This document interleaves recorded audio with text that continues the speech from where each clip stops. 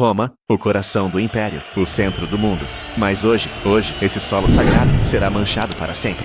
Júlio César, o homem mais poderoso da República, entra confiante no Senado, sem saber que cada olhar ao seu redor esconde um punhal. Então, acontece. O primeiro golpe rasga sua túnica, seu corpo se contrai.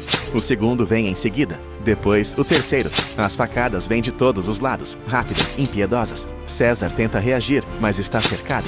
Seu olhar, antes imponente, agora se enche de incredulidade. Até que vê um rosto familiar. Brutus, seu amigo, seu protegido, com a lâmina em punho, pronto para desferir o golpe final. E então, César sussurra algo que mudará a história para sempre. Até tu, Brutus. Mas como chegamos até aqui? Como o maior líder de Roma se tornou o homem mais odiado por aqueles que o cercavam? Para entender a traição, precisamos voltar no tempo.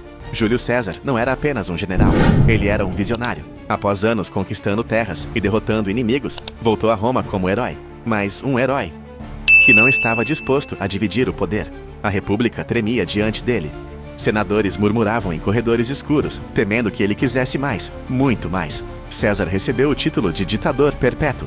A coroa de louros descansava sobre sua cabeça, mas, no fundo, ela queimava como uma maldição, pois Roma odiava reis. E para os senadores, César estava cada vez mais próximo de se tornar um. E foi assim que a conspiração começou.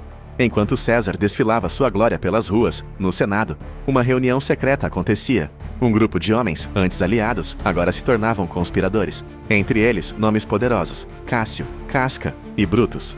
Brutus, um homem dividido, criado sob a tutela de César, era quase um filho para ele. Mas agora, sentia o peso da responsabilidade. Roma precisava ser salva, mas isso significava assassinar seu próprio mentor. Cássio, um dos mais fervorosos opositores de César, não tinha dúvidas. Ele olhou nos olhos de Brutus e disse com firmeza: se César for rei, Roma morrerá. O plano estava traçado. No dia 15 de março, nos idos de março, César iria ao Senado e não sairia de lá com vida. Mas o destino sempre dá sinais, e César os ignorou. Na noite anterior, Calpurnia, sua esposa, teve um sonho terrível. Ela viu seu marido coberto de sangue, suplicou para que ele não fosse ao Senado naquele dia, mas César riu. O destino pertence aos fortes. Pior ainda, um vidente já havia o alertado. César, cuidado com os idos de março. E no próprio caminho para o Senado, alguém lhe entregou um bilhete, um aviso, um nome, mas ele nunca o leu. O destino já estava selado. E então, ele chegou. O Senado estava em silêncio. Olhares se cruzavam, mãos tremiam. Mas César, orgulhoso, nada percebia.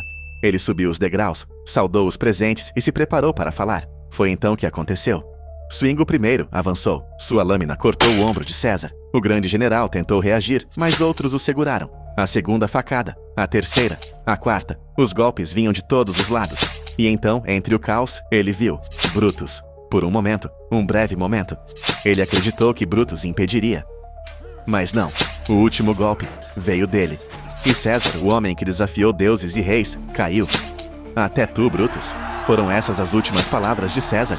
Ou teria dito algo mais? Os historiadores debatem até hoje. Alguns dizem que ele caiu em silêncio, outros que amaldiçoou Roma.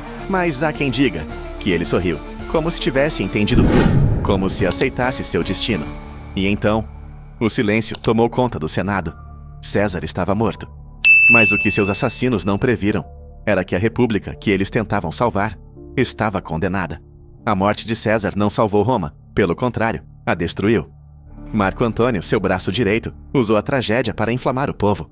Em um discurso histórico, revelou ao mundo que César deixara sua fortuna ao povo de Roma. A cidade se revoltou. Os conspiradores fugiram, um a um, caçados como traidores. Brutus, aquele que mais hesitou, teve o pior destino. Cercado em uma guerra que ele próprio ajudou a criar, não viu saída.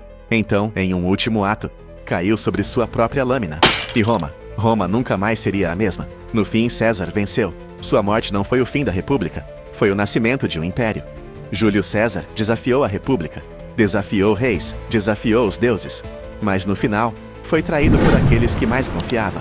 E ainda assim, venceu. Seu nome nunca foi esquecido. Seu legado moldou o mundo. E talvez, apenas talvez, enquanto caía no Senado, ensanguentado, com um último suspiro, ele já soubesse disso.